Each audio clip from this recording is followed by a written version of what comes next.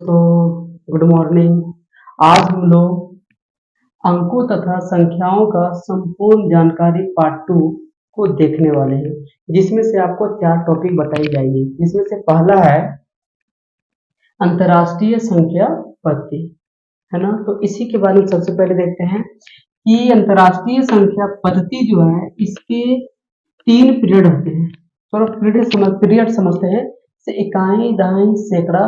एक प्रथम पीरियड जाता है इकाई का 3 पीरियड सैकड़ा तक, ठीक है। 1000, 10,000, 100,000, है ना। ये 1000 का 3 पीरियड गया। उसी तरह मिलियन, 10 मिलियन, 100 मिलियन, इसका भी मिलियन का भी 3 पीरियड। इसी तरीके से सारा का 3 पीरियड बटा हुआ है। अब थोड़ा सा इसको पढ़ने के लिए सीखते हैं।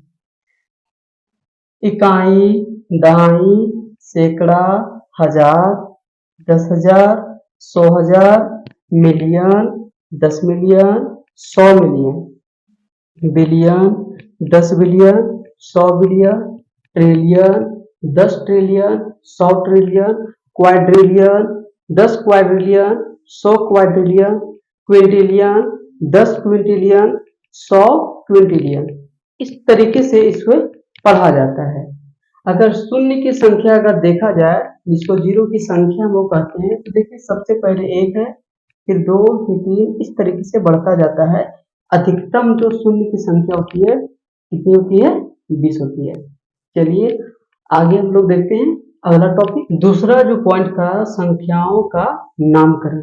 तो संख्याओं का नामकरण हम लोग 2 तरीके से जानते हैं। भारतीय संख्या पद्धति के अनुसार, जिसमें 2-2 का पीरियड चलता है। सबसे पहले देखिए 2 का पीरियड बाकी में चलता है, लेकिन बात किया जाए इकाई का ना, इकाई का, तो इकाई का जो पीरियड आपका चलता है वो 3 चलता है। भारतीय संख्या पद्धति में इकाई का 3 पीरियड चलता है, बाकी सब में 2-2 पीरियड चलता है। कुछ दूसरा है कि अंतर्राष्ट्रीय संख्या पद्धति, है ना, इसका पीरियड कितना होता है?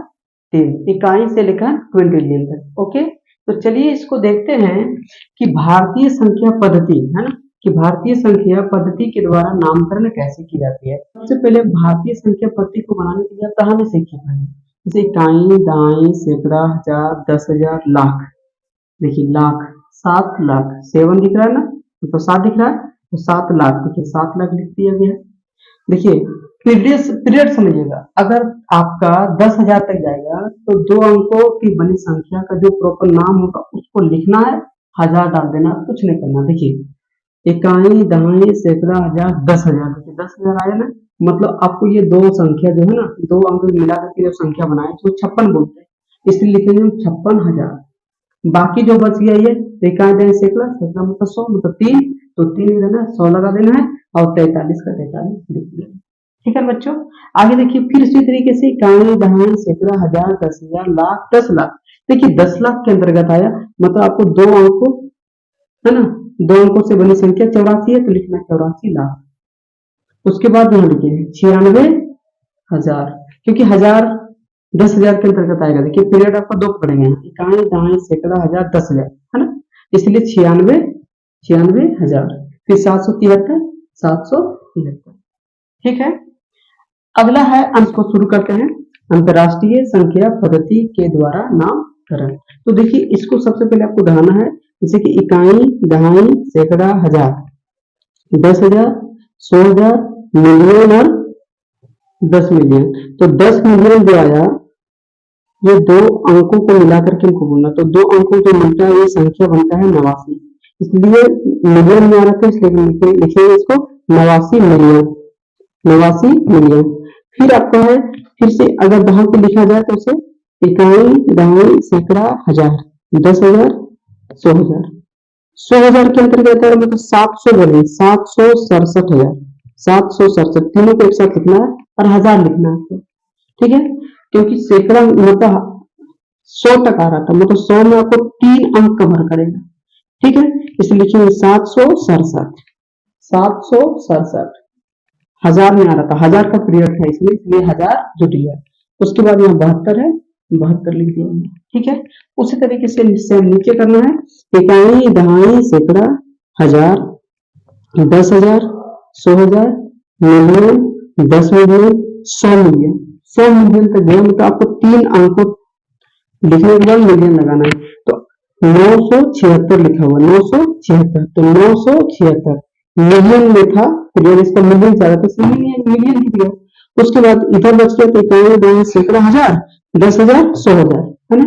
तो 100,000 आया 100 के अंतर्गत, तो ये तीनों को एक साथ बोलना है, 301, तो क्या 301, हजार था इसलिए हजार जुट गया। उसके बाद बाकी एक 3 बच गया, तो इक्यानवे सैकड़ा, सैकड़ा मतलब 100, मतलब 784, 784।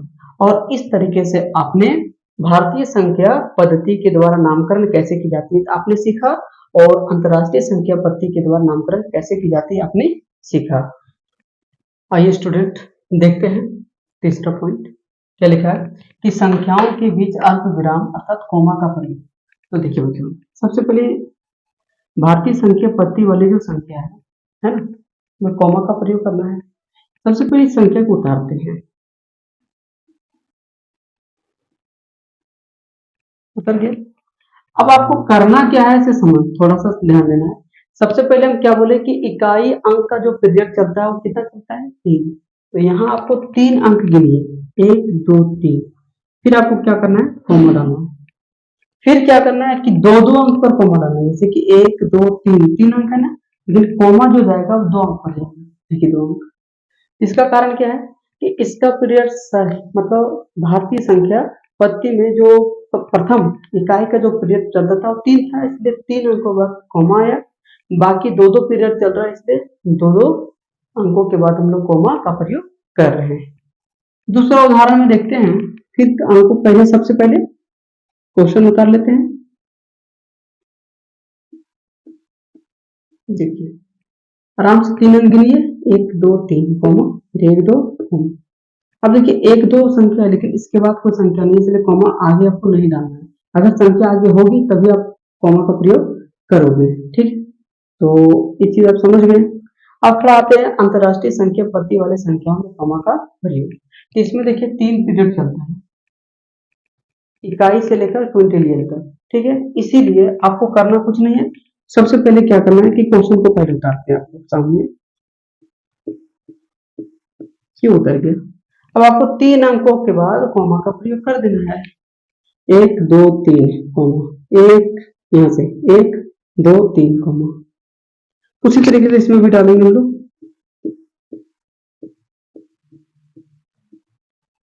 3 अंक गिनिए, 1 2 3 कोमा, 1 2 3 कोमा, 1 2 3, लेकिन उसके बाद अंक नहीं है, इसमें कोमा नहीं देना है, ठीक है।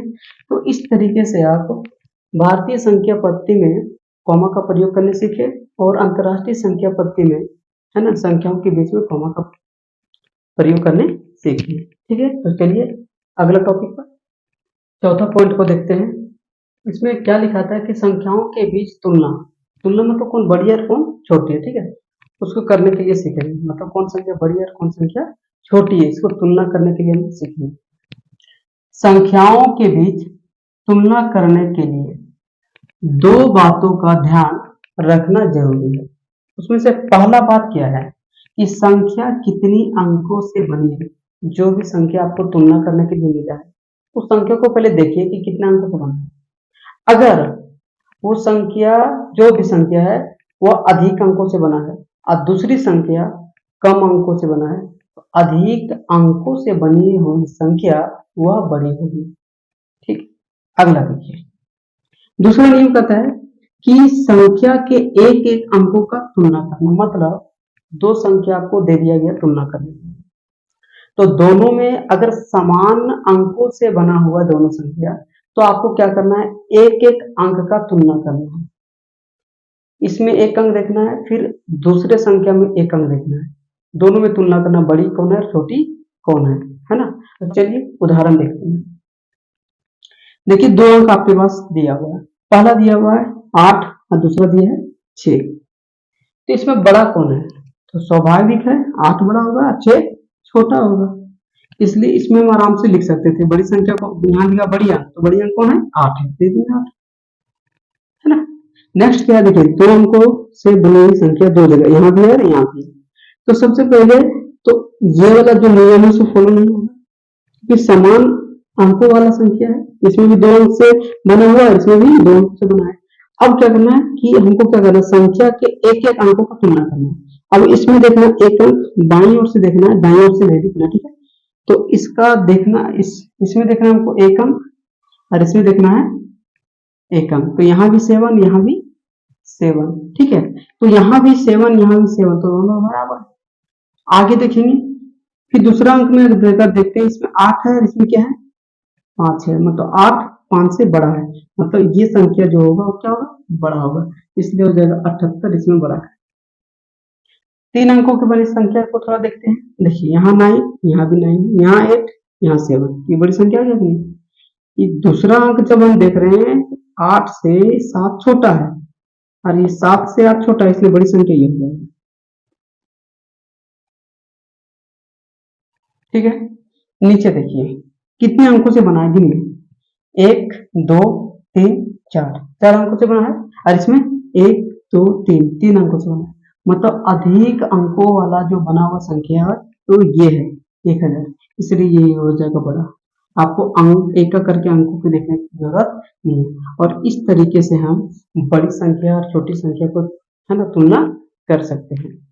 ठीक है बच्चों, बहुत बहुत धन्यवाद इस वीडियो को देखने के लिए। अगर आपको ये समझ में आया हो तो जरूर कमेंट करके फीडबैक जरूर लिखिए, ठीक है।